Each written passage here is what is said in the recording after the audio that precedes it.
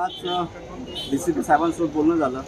त्यानंतर या पोलीस स्टेशनचे सिनियर PI तसेच ACP या पोलीस स्टेशनच्या हद्दीमध्ये त्यांनी सांगितलं की आम्ही राज्यपालांची 1-2 दिवसामध्ये वेळ घेऊन संकेतचे कुटुंबीय तसेच आम्ही जे नामदेव पदाधिकारी यांची भेट घालून देण्याचं त्यांनी आम्हाला इथे आश्वासन दिलेलं आहे. आणि आम्ही त्यांना 3 दिवसाचा अल्टिमेटम दिलेला आहे. 3 दिवसात जर तुम्ही आम्हाला भेट घालून दिली नाही तर परत हे आंदोलन याच्यापेक्षा उग्र होणार असे आम्ही पोलिसांना नमूद केलेलं आहे. आणि आजचं हे आंदोलन आम्ही तुर्तास इथं थांबवलेलं आहे. पोलिसांनी आम्हाला 2 ते 3 दिवसामध्ये राज्यपालांची भेट घालून देण्याचं आश्वासन दिलेलं आहे.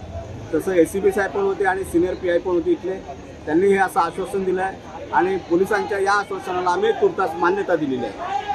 आमचं असं म्हणणं आहे की आज आमच्या मुलाला त्या लोकांनी मारत आहे, त्याला फाशी द्यायची. नाही दिलं तर आम्ही इथनं उठणार नाही. 3 दिवस आम्ही ते सभा घेणार, आम्ही हे करणार.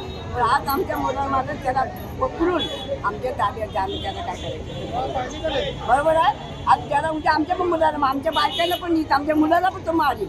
मग आम्हाला ह्या जबाब 2 दिवसाचा जबाब नाही दिला तर आम्ही परत आम्ही या पोलीस चौकीला उभी राहू.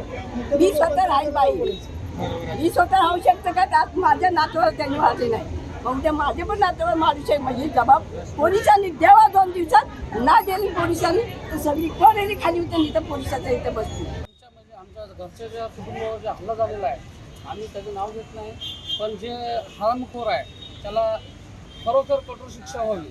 जसं आज आपण ज्या कुठल्या अन्यायाच्या गोष्टीवर जर उठाव घेतला तर आम्हाला पोलीस प्रशासन दाबण्याचा प्रयत्न करतो.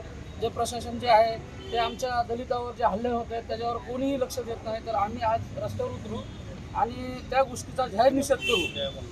आणि जे भोसलेला न्याय मिळेपर्यंत आम्ही असेच आंदोलनं कंटिन्यू ठेवू.